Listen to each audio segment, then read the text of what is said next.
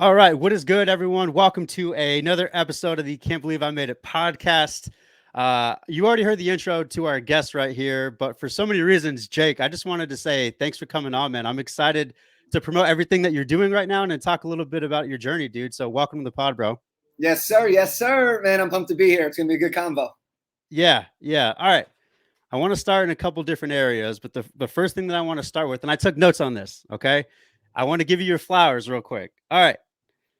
Your latest book drop, The Elevated Entrepreneur. We got 1,000 plus downloads. Okay. We have category bestseller in 10 plus different categories, correct? Mhm. Okay. And then 65 plus reviews. Dude, congratulations. Thank you, man. This was it was a heck of a launch. It was Yeah. I'm really proud proud of it. We worked really hard to prep for it, but it just goes to show that when you put something out there that people resonate with and you continue to show up and you ask for help, great things are going to happen. So, man, I appreciate you Yeah. saying that. And we're very blessed, very blessed. Dude, as an author myself, like I knew what went into the whole writing process and the launch. And I don't know, Jake, how you feel about this, but I felt like the things that I was writing was like literal, it's like the it's like the ultimate vulnerability test. Like, can you get this out? Can you believe in yourself enough to be able to just provide value and stories for people? So now that the book is launched, how do you feel about it? I feel great, man. I feel unbelievable, dude. Are you kidding me? That's such an easy answer. No, but here I totally understand that, and so this is my third book. Now, when I was Okay. writing my first book, I was 23 years old at the time. I was 23 years old, and I was getting ready to release my first book. I was working with the Los Angeles Lakers, and when Kobe was going to retire, I was going to retire, and I was launching this book. Now, Yeah. the issue that I had, and these were my own limiting beliefs, was that I was writing a career development book with less than a year of career experience, right? Yeah. And it's Yeah. kind of Yeah. ironic because on one hand, it's like, well, what makes you qualified to do that? What experience have you Yeah. had that got you there, right? But on the flip side is I was so entrenched in that in college. I got all my internships. I went to all the networking events. I went to all the resume workshops. I also interviewed some very successful people to borrow their credibility. So Yeah. in a way, I was the best person to write that, not somebody who had 50 years of experience and was outdated. And so Yeah. when we get ready to write it, it is vulnerable because I was Mhm. asking my dad right before launch. I mean, I'll never forget this. I was like, Dad, what if nobody reads this? What if you and Mom Yeah. are the only buyers of this book, right? I was so Yeah. worried. And my dad just looks at me, and this is something that I literally have lived by since this. And he just looks at me and he says that, Jake, I don't know if this is going to sell 5 copies or 5 million copies, but here's what I can promise you is that great and unexpected things are going to happen when you put it out to the world. And it's one of those 100%. things where we get so caught up in our mind of like, oh my gosh, I'm being vulnerable. I'm putting something out there. What if I get criticism? What if it doesn't go as well? What if I don't succeed? Or what if I do succeed? Right?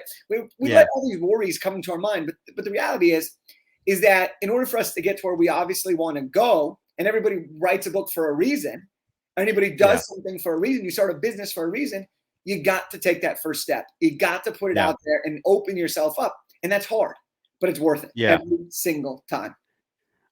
I love the fact that your dad kind of took that stance of like, I don't know what's expected here, but go and put yourself out there. Because Jake, you already touched on a little bit, and I would love to touch on what brought you to this moment. Because obviously, from my perspective, it is really great to see other high performing people doing very vulnerable things and being able to just like shout that from the rooftops, right? So prior to this launch, you talked about like this is your third book. Talk to me about what got you to where you are right now. So I started my career working for Los Angeles Lakers. I ended up writing my first book. So I left the team after 1 year, released the book. Now, Okay. at this point in my life, I was like, I'm going to go into sports. I wanted to be a sports agent. But Yeah. someone told me, they're like, Jake, well, what are you going to do with the book now? I was like, I don't know. Like, I'll just keep giving it to people in It's just out colleges and there. it's just out there, like Yeah. whatever. Like, I did the thing, because that wasn't like my biggest priority. And then someone was like, well, Jake, you can make money talking to people as a motivational speaker. And I Yeah. thought in my mind that you had to like have a lot of money or like you could only do that once you've quote unquote made it. Yeah. And I was like, okay, let me try this. So I literally just tried to be a speaker and I started booking gigs. I was like, this is amazing Yeah. because I used the book as the catalyst, as the credibility to get me in front of the decision makers. Yeah. Started speaking. And I was still trying to figure out what I wanted to do in sports. So I was speaking, I was writing my book, and then I was like, you know what? I don't really want to be an assistant. I don't want to go backwards to go forwards right now. So I got to do Yeah. something that's going to change the game, or I got to double down on the speaking, the writing, and see where that takes me. Yeah. Well, I was like, there was a new rule in the NBA. The NBA announced that there was extra roster spots, what we call two-way contracts. And I won't go too deep into the basketball terminology, but basically there were 60 new roster spots that were going to pay people about $275,000 a year, Okay. which was exponentially higher than if you were playing in like the minor league system, the G League or the D League. Okay. Yeah. So I was like, well, what if there was an event that could help funnel people into those spots? Because the Okay. NBA already has their main event. And I was like, well, what if I can make a smaller event? So I made a smaller event for the next tier of prospects. And that led us to helping over 70 guys sign their first contract, resulting in tens of millions of dollars. We ended up having 20 plus of those two-way guys. We've had people get invited to Summer League. We've had people play in 30 countries. We've had one guy get drafted in the first round. We have another guy who's like on the Lakers now, which is the coolest thing ever, some big Lakers guy. But it was That's just, dope. that was the next phase. We kept building that up, building that up. And then I asked myself, like, why am I having success at a young age? I realized it was all because of the network I had built. So I was like, okay, that's book 2. So I wrote a book on Elevate Your Network, how to build extraordinary relationships in life and business. Uh-huh. And so everything in my journey just continues to level up. And it all Mhm. stems back to asking very simple questions. What do I know and how can I help? And Yeah. if you can ask these simple questions, you can then start to put it together and then create something that is valuable to others, that's exciting to others, that others will pay for, and that you can make your impact on the world, which is most of the time what we want to do when we create something special is we want to create an impact that generates money and we want to have freedom. So how do we Yeah. do that? And so everything that I've done just continues to challenge it, push the status quo, and see what I'm capable of, and to see who wants to be a part of greatness. Yeah. All right. A couple things. All right, Jake, I'm a Suns fan.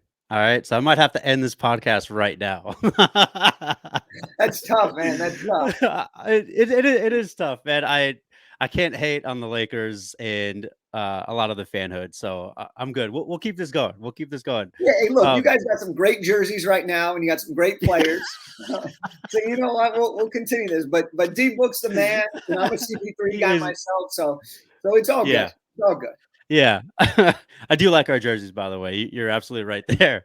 Um, I'm wondering for you, Jake, I've worked at on the ranks of like the professional level of baseball and other elite level athletes and I love talking to people like you because I'm sure that we see greatness within people and sometimes you're just trying to pull that out of them, right? And it points back to potential when you were helping these young guys get into these roster spots and stuff like that, what were some of the telltale signs of success with a lot of these guys from the standpoint of their mental conditioning? So there were a lot of things that I learned through working with a lot of these athletes. Now, what's crazy is some of these athletes were the number one recruits coming out of high school and then didn't have the college career they expected. Other of these guys were top college guys. They got injured and people were unsure. And some of these guys were guys that we were just like, we got to give them a chance because they played Yeah. at mid-major schools, but they scored 29 a game. Would it translate? And what we realized was that the guys that often made it to that next level, the guys that the NBA teams really wanted to interview were guys that were willing to do whatever it takes for the team. Yeah. Okay. They were guys that were willing to do whatever it takes. They were open to feedback. They were coachable. They were willing to Key. listen. Okay. Key. But what's something that I really, really like is that there are some of these guys that just had an innate desire to be great. And they didn't allow their ego to stop them from putting in the extra work. And That's so that's key something right that I there. think is so important for all of us is we allow our egos to be like, oh, I'm above this. I'm better than this. I shouldn't have to do this. No, no, no. Yeah. Do the work and don't think you're above anything else and just make it happen, right? Because people see that. That translates to your energy. That translates to your performance. And so that was like really, really important for us. And then on top of that, one of the things that all the teams would talk to us is like, we need to see if their attitude is in alignment with their actions. Because some of these guys have these attitudes. Accountability. You know what I mean? And if you are putting on this front on social media, or if you are, doing one thing but acting a different way, character is so important when you play in the spotlight, when you play at the highest levels. And teams want guys, especially these guys who are going to be guys that were on the bench, coming off the bench, earning their spots. You had to show that you were going to have a team first mentality. You had to show that Yeah. your attitude was going to put you there, that you were willing to work hard for that. So those were just some of the things. And I know I'm kind of just rambling on with this because there's so much goodness there, but There those is. are some of the big things there that really contributed to like mental conditioning and also just like why they would succeed. Well, Jake, I like that too, because and by all means, man, go off on tangents if you want, because I think there's so much value that can be had. One of the things that you just said, I don't think that I've ever actually heard in my ears, but really resonated was the role of ego with what happens with people who really struggle. Because it is apparent across the board.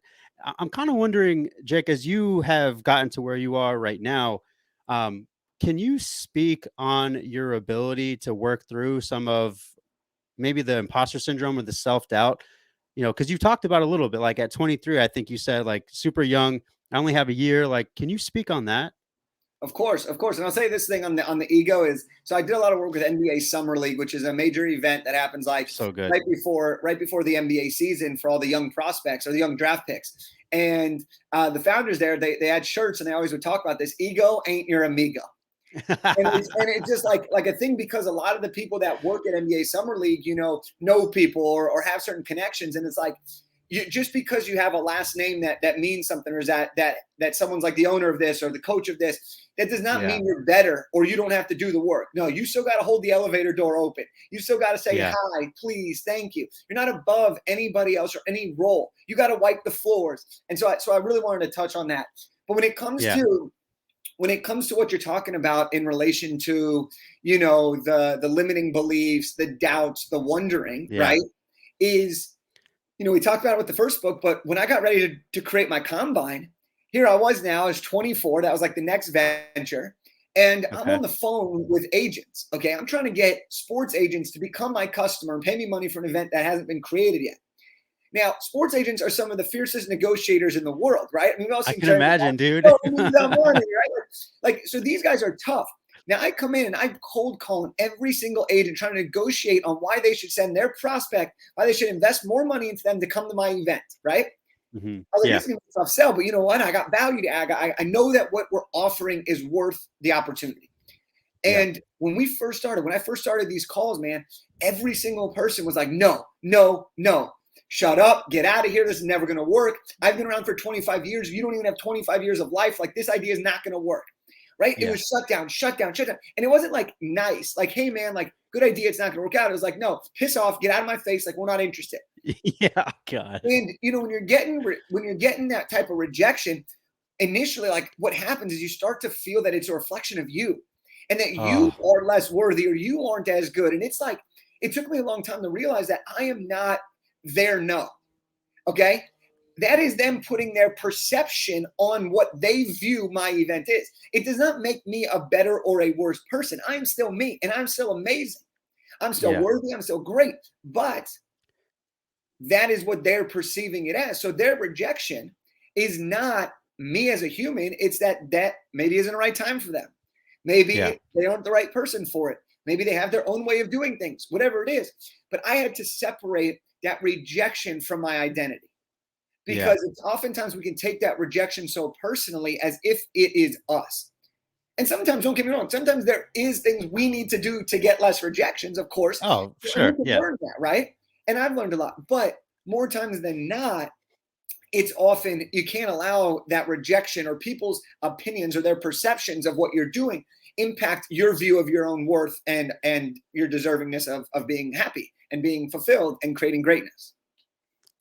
That's such a hard thing to do, Jake. Because like what we're talking about here is trying not to personify the attitudes of others, and especially when you're putting yourself out there. I mean, that's hard to do. So you're talking about being able to separate that successfully. What did you have to do to get there? Because that's some like really inner work type stuff. I mean, what did you have to do to get there? Because I feel like that part is really important. I had to experience a lot of no's. Okay. Okay. Because at a certain point, when you get enough no's, and look, everything that we're doing is sales, our life is sales, right? Yeah. You're always selling. And whether or not you like sales or not, you're always inviting people to join whatever it is that you're doing. I don't care Mhm. if it's in a romantic relationship, it's a new friendship, if it's you're selling yourself and why you should get a discount at the flea market. I don't really care. Yeah. But you have to experience these no's to start to see them. Okay. The fewer no's that you've experienced, the more personal you're going to take them because you feel Yeah. attacked and you feel like they weigh more heavily on you. The more you experience them, it just becomes part of everyday life. Mhm. And the thing we have to realize is that nobody is perfect. We are all going to face rejection on this journey, whether it's with other people, whether it's about our offers, whether it's dating, whatever it may be. And so it's so important that we realize that that rejection is just part of the game. Yeah. It does not mean anything more than just a part of the game. It doesn't mean that your game is over. No, your game is over when you move on. Mhm. Okay. And so I think that for me, like how I've really worked on that is I started to experience no's a lot, a lot, a lot. But then what I also started to do is started to say, like, what if I reframe this no? Okay. And I talk a Yep. lot about this in my book, The Elevated Entrepreneur, is I talk about how to handle rejection as an entrepreneur. But what if no meant next one? What if no meant new opportunity? What if no meant like whatever it means, right? It's not always the end of the game. It's not always the end of the story. It's just a no right now. What if no meant Yeah. not yet? And so I started to say, like, why am I taking this no as the end all be all? No, no is an opportunity to something better. And Yeah. when I started to change that, the power of that no started to have less weight and control. And I was able to start turning that into better opportunities. I got better at handling objections. I got better at starting to see what is the real reason they're saying no, not the face value no. I Yeah. started to understand that people are busy and that I can't be perfect. Look, I love baseball. I love sports. If you play baseball and you hit 300 and you get out 70% of the time, you're a Hall of Fame player.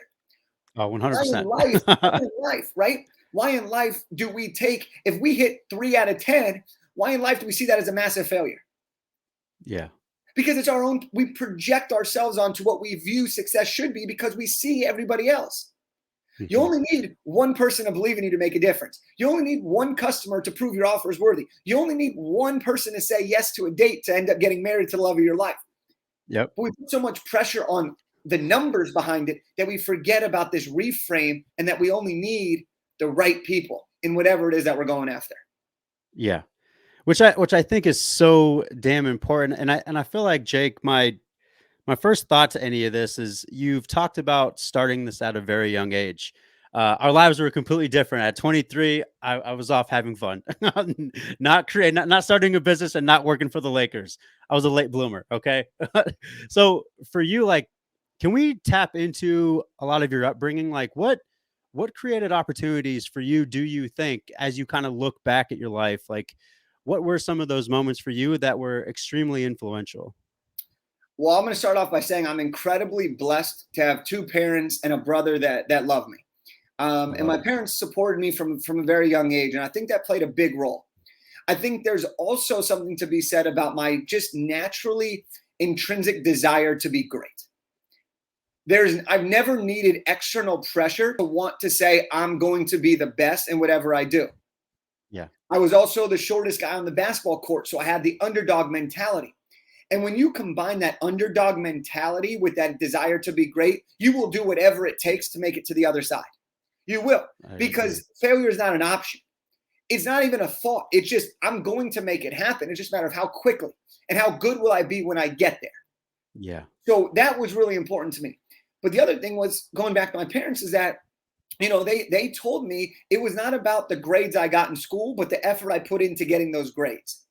And Mhm. that was a lesson that's so important that I try to share with people that I work with now is that you can't, the results will come based on the actions and the effort that you put in. But if you give everything you have in the action and the effort, then the right results will happen. The great and unexpected things will happen. And so Yes. I've always, been blessed to be able to try things and not be so focused on did I hit the thing, but rather did I become better in the process? Because if Mhm. you become better in the process, you can learn. And then your next attempt becomes better. It becomes faster, it becomes smoother, it becomes more efficient, it becomes more successful, more impactful. And so, Yeah. when I think of my upbringing, I think my parents had a big role, and I'm eternally grateful for them. And then I think also, though, just my intrinsic desire to not want to be average, to not want to necessarily just do what everyone else does, but to want to be the best. And that Yeah. desire was so strong that it created the right actions that allowed me to see the results in everything, Mhm. from spelling bee winnings to skipping grades in school to, getting to where I wanted to go. Like, I'll give you an example here. And this is all personal because it was not put on me by anyone else. I was in third grade. I redid third grade as a kid because I was on the really young side. And so I redid third grade, but I was like, I'm not going to do this math. Like, I want harder math. So we worked out a deal where I could be in the fourth grade math class, That's fourth awesome. grade, fifth grade, sixth grade. But here was the deal. When I got to sixth grade, I didn't test into seventh grade math. I tested to algebra. So in sixth grade, I would go to after school tutoring so that I could take algebra on my own to end up being more advanced. Yeah. So by the time I got to high school, by the time I got to junior high, I was teaching myself in the back of the room algebra 2 trig. By the time I got to high school, I started in pre-calculus as a freshman. Damn. Nobody said I had to do that. There was no rules that said, oh, you have to keep going. But it was, I want to do this because I love the chase. I love the grind. I love the hustle of creating something special. And for some people, it's school. For some people, it's relationships. For some people, it's business. For some people, it's working out and fitness. Like, find that thing that just drives you and tap all in on that. And Yeah. you'll see great things happen. I think that piece is such a huge one too, because if I can definitely resonate with a lot of what you're saying, Jake. I mean, there's this intrinsic belief of greatness, and to see someone on the other side really express that is so uplifting to see. I'm kind of wondering, like, with what you're involved in right now, and this is the cool thing about social media now, because obviously, like when TikTok first started, I was incredibly impressed by like the ingenuity of people, like how funny people were, things like that. So now that it's kind of expanded into reels, it's kind of nice seeing other people in the spaces use that creativity. And I've actually had some time to spend some time on a lot of your content, and it's incredibly uplifting. And you seem like an incredibly passionate person. So with what you're doing now, what drives you? There's a lot of things that drive me. One is a desire to be great, like my own intrinsic desire. Still, it's still there, Yeah. right? What drives me is the desire to be able to give back to my parents for the life they gave me growing up, right? I want to Hmm. take care of them to the best of my ability. What drives me is knowing that someday, I'm 28 now, that someday I'll have a family and a wife, and I want to make sure that they're taken care of. My parents attended as many sporting events as they could for me and my brother. My Yeah. dad never missed a basketball game from the time I was 5 till the time I graduated high school. Like, I want to be there for my kids. I want to coach the basketball games. I want to coach the baseball games. I'll go to their dance competitions. I don't care. Like, All I of them. will be there, right? That's what drives me. What drives me also is knowing that I have this energy, this passion, this love for life, and that needs to be shared. Because I Yeah. believe it's our responsibility that the greatness within us needs to be shared. And if you Hmm. don't share that greatness, whatever yours is, then you are not doing your service.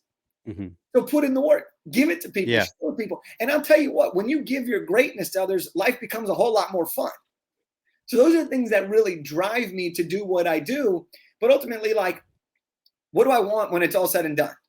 I want to leave a legacy to say that I had the greatest time of my life, that I impacted a lot of people, and that Jake was a fun, genuine dude who gave a shit about me. Yeah. You know what I mean? Like Yeah. we can do that. And you can do that every single day by putting a smile on someone's face, bringing your best energy, giving high fives, telling people you care about them, and putting in the work. Yeah. We got to do it. And so that's what I, drives me. I love that because I told you before off air, I was like, hey, I don't have any like preconceived questions, but one of the questions that I ask each and every guest is obviously it's the Can't Believe I Made It podcast. So you already answered, and I'm wondering if we can dive into a little bit more, because after that, I really want to dive into the book and get a lot of the value out of that. But usually what I'm asking is like, hey, it's the Can't Believe I Made It podcast. Uh, have you made it? And if not, what does making it feel like for you? So can you expand on that? Because you already kind of touched on it with what it would feel like to be authentically you. Yeah, man. It's such an interesting question. And I guarantee I gave a different answer to a similar question about a year ago. All right. But Yeah. that's so funny. Like, when you do podcasts, right? Or you do an interview or you grow, it's like what I said a year ago, 2 years ago was the best answer I could give with the information that I had and the At the experience. moment. But Yeah. now I love that we're answering this question, because the answer to have I made it is hell yeah, I've made it. Yeah. But the answer to that is, have I made it to the place I want to get to? Not yet. So Mhm. here's what I mean by that. I believe that success, that true greatness, is your ability to pursue your desires, to pursue your definition of success relentlessly, while also enjoy the journey in the process. So have I made it? Yes, I've made it. I'm doing it. I'm living the dream. But have I done everything that I set out to do? And have I achieved all of the success I want to have? No. Yeah. But that does not mean I have not made it yet. You I see what love I'm it. saying here? Yeah. This is such a beautiful thing, because for the longest time I was like, no, I haven't made it, and I'll never make it until this point. But guess what? If you never think you're going to make it until you do this, you do Y, you do Z, you do X, then you're never going to feel fully fulfilled in the journey. Mhm. And you don't know, you know. And unfortunately, I lost a friend when I was in my first week of college, one of my really good friends. You never know when your time will be called. And so if we are only so focused on checking off the boxes, we're going to miss out on life. It's You get true. one shot to live this thing. You got to play the game. You have to become the champion of your own team. All right. And so for me, have I made it? Yes, I've made it. Am I where I believe I'm destined to go? Not yet. But am I on the way? Damn straight. So that's Damn how I'm going to answer straight. that question with the information and the experience I have today. I love you. I'm gonna use that soundbite everywhere. I'm just telling you right now. I love your answer to that question. And I wonder, Jake, let's talk about the book. Because one of the things that I like, obviously, and you can correct me if I'm wrong here. Again, I have not read it yet. I'm excited to read it. You were tapping into the lives of high performing people, correct? Absolutely. Okay. Uh, I would love to get your insight on some of the biggest surprises of you tapping into the lives of those people and who those people were. Yeah. So the Elevated Entrepreneur is the book that just came out, and it's all about unlocking the secrets of the world's greatest coaches, performers, and entrepreneurs. And so in Mhm. it, I feature 39 of the best of the best. All right. E-com entrepreneurs, high performers, motivational speakers, the governor of Nevada is in the book, like people that have made it, right? Your last question was, have you made it? People that have made it. Yeah. And, you know, I mean, there are tons of surprises, but one of the biggest surprises is I ask everybody, what's one action you recommend people do to be the best version of themselves? And almost all of the answers had something to do with filling up your own cup or taking care of Yes. yourself first. Yet, all of these people are extraordinarily giving. They are very impact driven. They're very focused on serving others. Yet, their answer was to do something for yourself. And I love that, because as a high performer, as someone who's always going, going, going, right? We Yeah. tend to focus just on what we can do, what we can achieve, what we can check off the list. But in reality, in order to do all of those things in the fastest way possible and to make the most amount of money and impact, is you have to take care of yourself first. So I loved that surprise. A second surprise, which I wouldn't even say it's a surprise, but it's more of a confirmation, is that I ask everybody how relationships impacted their happiness and their life, right? Ooh, that's such a And great question. and almost every person, again, in the first sentence said relationships are everything. And what I found so interesting about this is every single one of these people puts relationships at the forefront. Every single person that's going to read this book, and every single entrepreneur in the world and person in the world, knows that relationships are important. Would you agree with that Yep. statement?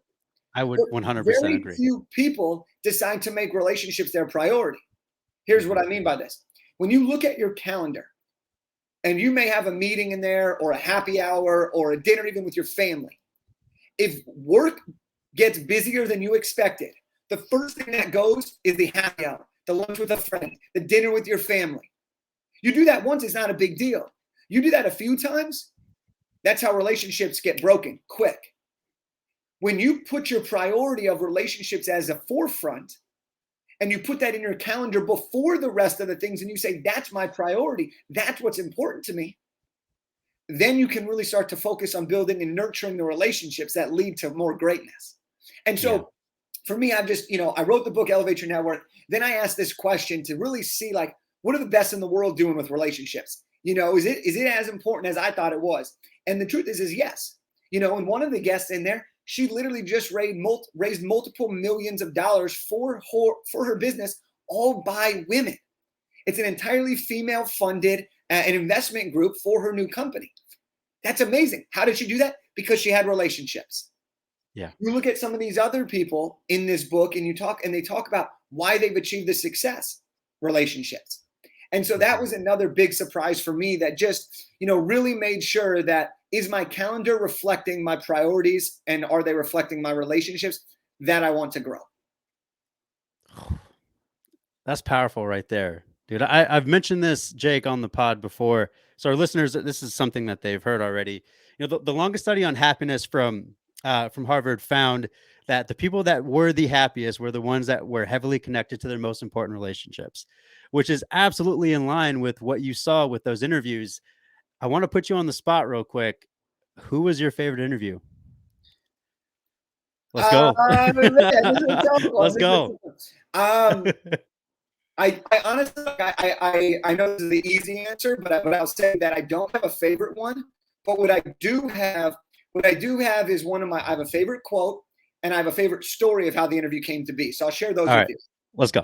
One of my favorite quotes in the book comes from Allison Bird, who is someone that I did not know leading into the book writing process. Okay. In this book, she tells a story about her journey she's helped people make like over $300 million in their career. And what she says is that you have to go where you are celebrated versus where you are tolerated. Ooh. And she's telling me this story on the video interview when I'm getting ready for this book. And I was just like, damn. Like, drops because I was like, this is so true. We spend so much of our time trying to please other people, trying to impress other people because we think we have to. We try to get in the rooms because we're told get in the room, but you're in the wrong freaking room. And she says, you got to go to the places where you're celebrated. And that was just powerful, man. I absolutely love that. So that was one of my favorite quotes in the book that I talk a lot about. That. One of my favorite stories was when I was 18 years old. So about a decade ago, I was just introduced to like the self-help, the motivational book world. And, I read, How to Win Friends and Influence People. That was like the first book. My parents gave me that book and said I was going to read it. And then one of the second books I read, or one of the next books I read, was a book called Training Camp by an author named John Gordon. John Gordon speaks all over. He speaks to NBA, NFL, college football teams. He's written like 20-something books now. An incredible, incredible dude. I read his book, Training Camp, and I literally put a quote on my wall that's been now on my wall everywhere I've moved for the last 10 years. It's a really long one, so I just always look at it. I don't memorize it, but it's really long. And I fast forward, and I've been trying to figure out ways to get in touch with him. I always knew there was going to be an opportunity. I buy his books. I read them. I follow along. And when this book came, the stars aligned. So now I have 4 or 5 different people super connected with him and me. They were able to make this introduction. I was able to interview him for my third book.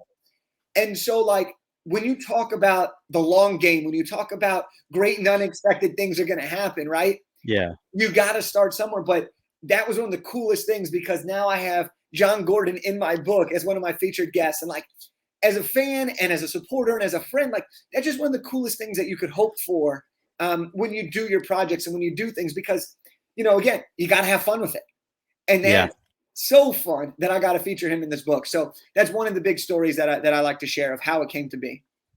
Dude, I love that. I love the full circle life moments. Especially when you're kind of talking about like being a fan, buying the books, doing the studying. I'm a firm believer success leaves clues, right? And it's so cool, Jake, to hear that story. I liked how you sideswiped that question. You did a good job with that. I did. It's like I'm, the Lakers answering questions about the Suns after we lose. Sideswiping. Oh, yeah, it's short season for y'all. You'll be all right. Jake, you talked about like each and every person having this theme of taking care of yourself first, right? What fills your cup? Which I'm a firm believer in. So for you, obviously this podcast is about people's heroes' journeys, but it's also tapping into the habits and how these people get to refill their cup. So for you, Jake, with where you're at right now, you said you're 28, correct? Yeah. At 28, like what fills your cup? Like what are those things for you? What habits are things that you're like, I can't live without? I mean, one of my favorite right now is sleeping.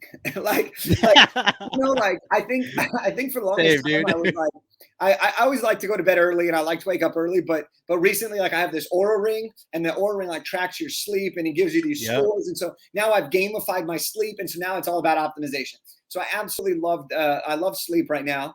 I think something else that's really important for me when it comes to filling up my cup, because I do have tendencies to be focused on the future rather than the present. One of my Yeah. biggest struggles as an entrepreneur has been, to be where my feet are, right? To think about the future while also enjoying the journey, which is why I'm obsessed with working on that and asking that question. And, my mom used to text me, live in the moment and enjoy the journey, right? Yeah. But the way that I've been able to really fill up my own cup and come back to the present is through practicing gratitude. So I'll Mhm. do walks and just do gratitude walks. I do a lot of walks where I don't bring technology and I just walk around and I just let my mind wander. I do gratitude in my cold shower. I do pillow gratitude. When my head hits the pillow, what am I grateful for? Like I have these triggers that allow me to practice gratitude multiple times throughout the day. And then another thing that I love to do that really fills up my own cup is I love to listen to myself and give myself rest and grace when needed. Yeah. I can go all day long, but I know that if I want to perform at my best and be able to show up on a podcast like this and deliver the heat and bring the energy that I know I'm capable of bringing, I got to give Mhm. myself the grace and permission to take 30 minutes to relax, to binge watch a Yeah. little Netflix. Hey. I'm the one of the most productive people I know, but you better believe that I'm enjoying a good Netflix show. Yeah. Most people would not put productive and Netflix binger in the same They category. would not. They would But not. when you know how you operate and you don't compare yourself to everybody else, you can find your greatness. That's how I find my greatness. So I love that. And guess what? Everyone else watches Netflix, right? Mhm. So guess what? Guess what I get to talk to all these people about? Those Netflix shows. Yep. It's a great way for me to connect with my mom who enjoys watching a lot of TV. So we always Mhm. have something to talk about, right? It's bigger than just, oh, I'm going to watch Netflix. There's still Yeah. intention behind, can this help with my relationship development? Okay. So Yes. I'm always thinking here. I'm always thinking. Yeah. And then I like to wake up, typically I like to wake up at 5:32 Monday through Thursday, mostly Monday through Friday. That's typically my go-to wake up time. But those are some of the things that I do to fill up my own cup and really make sure that I'm optimized. Well, now I gotta know because now curiosity is gonna kill me. What is the Netflix show as of today? So today is first day in a while. I don't have an actual show, but I did Oh, watch You season 3 recently, okay. and I watched Lock and Key. Lock and Okay. Key is like I don't even know how to describe it, but it was great. I loved it. So yeah, I'm a sucker for basic entertainment. Okay. I love rom coms. So any rom com that Netflix throws out there, I'll watch it. Like I'll give into it. But those are some of the things that I recently was watching. I love Ted Lasso, by the way, not Netflix, but Ted Lasso was killer. Like You already knew this was coming off top of my dome, right? yeah, Like, I was gonna ask you if you're a Ted Lasso guy. Well, I love now Ted I gotta Lasso. know if you're a Squid Games person because I haven't done that yet, man. Oh yeah, Squid Game was good. Squid Game was good. But Really? Okay. I held off for a while because I was like, I don't normally like to watch with a ton of subtitles or like the dubbing when it's in different language. Yeah, But yeah, enough people told me to like suck it up and do it. And enough people were watching it to where I was like, this is something that I want to communicate with. So for yeah. example, what was that show? The Tiger King? Was like right at the beginning of the Yeah. beginning. I didn't watch that show. Okay. It was one of the few shows I never really got into. Yeah. I missed out on a lot of conversations. I missed out on a lot of opportunity to build further relationships. So with Squid Game, I was like, this is going to be one of Netflix's biggest shows of all time. I got to watch it. And if I don't like it, Yeah. I could say I tried it and I could have a polarizing opinion. But Yeah. I started watching it and it was delightful. Like it was a Yeah. great show. I don't think delightful is the right adjective there. Like Yeah, I it don't was know if good. anyone's ever described it as that, but Like it was a delightful surprise that how much I enjoy it. I'll go with that. yeah. Ah, Jake, there's so much leading into this point, into this question too, that I'm just excited to hear what your response is. You 100% have brought the heat the last 39 minutes and 20 seconds. Um, what excites you about life right now? I mean, the fact that I'm alive excites me about life. Mhm. Let's not forget the basics here. I woke up Yeah. this morning, I was like breathing. I mean, come on, dude, that's sweet. Yeah. You know what I mean? But like, what also Yeah. excites me is like there's so much I want to do in this world, and I'm going to do it. So like what excites Yeah. me is knowing that every day is an opportunity to do something great. And don't get me wrong, some days suck. Like just because I have this energy and because I'm a very positive person and I'm naturally excited, like there are some days where I take the L and I take the L hard. I get beat by like 25 points. You know what I mean? Like I take the Yeah. L. But most days I try to go out there and I just try to play the game. And every day I Mhm. play it a little differently, right? So today I woke up, felt good, got a good sleep score on my ring, did my Hey. routine, got some things dialed in, hit one of my biggest priorities early morning. So like check that off the box. I was feeling good. Get on this show, already did a couple interviews, like we're rocking and rolling. And Yeah. so like for me, like what excites me most in life is just knowing that there's so much out there that I get to experience and do, knowing that, for me, like I said a little bit earlier, is like having a family and having a wife one day is really important. So like what excites me is like going on dates and having the good Yeah. stories and the bad stories, Yeah. So like for me, like what excites me about life is the fact that I get to live. And I'm not Yeah. going to take that for granted. I'm going to do everything I can to enjoy the heck out of it. I'm going to do what I can to make my impact. I'm going to do what I can to put smiles on faces. And I'm going to do what I can to just make sure that when it's all said and done, I'm the MVP of my own life. I love that. I love that. All right, Jake, I got 2 more questions for you. You Bring mentioned it. this a couple times, and for me, like, I remember at the time, I personally needed, I come from a big family, right? Oldest of 5. Um, I needed my wife and my child to, like, push me to do great things. I always knew intrinsically that I wanted to do it, but for me, like, they were, like, my whys, my reasons, right? You talked about, like, a future family and a future wife. Um, Obviously, this is complete speculation, right? How do you think your drive and your life changes with those beautiful relationships in the future? I think it just skyrockets. Yeah, Like right. like straight up, I think it's skyrocketed. But of course, I'm not speaking from a place of experience here, but I'm speaking from a place of 100%. optimism, and what I believe will be part of my relationships, right? I Mhm. think Will Smith talks about it when he says he's not trying to be in a relationship where they're together, they're only happy. He talks about like each person needs to be happy independently, and together they become even happier. And I think I don't know the exact quote or the topic there, but that's how I envision this. And I know that the woman I'm going to end up with will have that same thing. She'll be happy independently, but together we're going to be able to do amazing things, Yeah. And so for me, down the road, how will life change? It's going to change a lot. Right now I don't have kids, so I could do whatever I want, literally. Yeah. Hey, you want to go Yeah. to Mexico tomorrow? Yeah, I can go to Mexico tomorrow. Like Yeah. in theory, I could do whatever I want. The minute I have kids, though, I'm excited for that. Like I'm ready. I'm ready when the time is right to go to those games, to support my kids. But for Yeah. now, that's something that I envision happening. But what if it doesn't ever happen? Does that mean I Yeah. can't be truly happy in the present? No, of course Mhm. not. And I'm going to do everything I can, but I also have to release the expectation of the outcome. I need to Yeah. focus on putting in the work and living my life and living my best life and being as happy as I can, right? The number one indicator that long term happiness is the ability to form great relationships. So I Yep. got to keep doing that. And I know that Yeah. if I'm doing all these things, the wife will come, the kids will come, the impact's going to keep going. But I just know that what's going to change the most is life's just going to keep getting better and better. Like I think life every day is just going to keep getting better and better. And of course, there'll be not some good days, but like overall, like I think I'm just getting rock and rolling. I think we're all just getting rock and roll. I think Yeah. we can all have it all. Like I really do. I think we can have Yeah. it all. I also really love Jake, and this is I'll give our listeners an opportunity to get to follow you and follow you along in your journey. Um, I love what I would like to refer to as like the realistic optimism, where there is a shit ton of gratitude and also some acknowledgement of those L's. They happen. They're like we're human, right? And so, um, Jake, I'm super excited to continue to follow along in your journey, man. Like I'm already better for having this conversation. So I want our listeners to have the same opportunity. So, last question for you, my man. Thank you so much for coming on. Where can people find you? Yeah, man. No, I appreciate you saying that. The best place to find me right now is on the gram at Jake Kelfer The is my Graham. Instagram handle. Come on, slide in those DMs. Let's have some combos. Let's And then, go. if you want to pick up a copy of the Elevated Entrepreneur, you can do that for free at theelevatedentrepreneur.co. All you got to do is just Okay. cover the shipping fee, but we will get it to you. The book is free. Just cover the shipping, and me and my team will send it to you wherever you're at. Ugh, giving to the world, man.